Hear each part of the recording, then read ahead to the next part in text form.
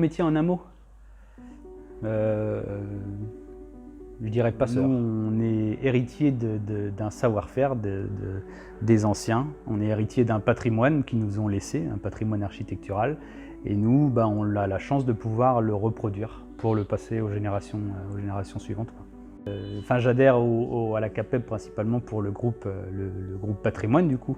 Donc on a la chance d'aller faire des visites de chantiers emblématiques avec des restaurations, d'entreprises spécialisées aussi dans le patrimoine.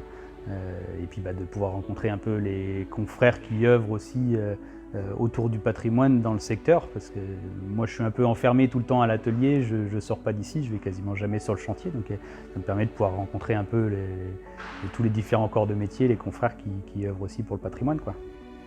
Ce qui me plaît, moi, ce qui me passionne, c'est de relever un peu des défis techniques, du coup, de se dire qu'à partir d'une feuille à plat, on va pouvoir la mettre en forme, la découper, la façonner, la souder de différentes façons, en fait, pour créer des ornements, de reproduire des pièces anciennes, de se dire qu'on reprend le travail qui a été fait par les anciens il y a près de 200 ans. Dans le travail de l'ornement, c'est forcément lié à l'histoire ancienne de l'architecture, en fait. C'est un métier où il n'y a pas d'école, il n'y a pas de formation, donc c'est un savoir-faire qui se retransmet au sein des ateliers, en fait, du maître à l'élève, comme on dit. Après, on est sans arrêt en train d'essayer de trouver un peu des archives, des documents anciens, des vieux catalogues d'ornements, des choses comme ça, tout ce qui peut toucher un peu au métier, mais qui s'est perdu au final un peu dans le temps. En regardant comment ça a été fabriqué, on arrive à comprendre les techniques qui ont été utilisées et à retrouver un peu des savoir-faire. Après,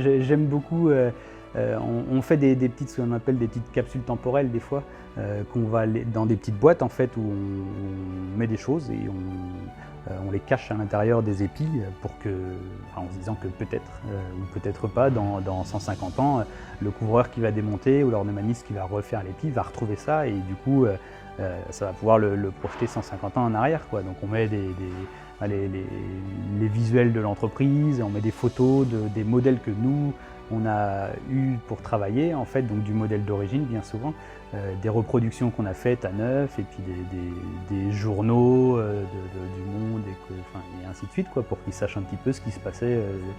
Et puis des fois on leur rédige des lettres carrément, voilà. Je trouve ça cool de se dire que peut-être quelqu'un trouvera ça un jour, quoi.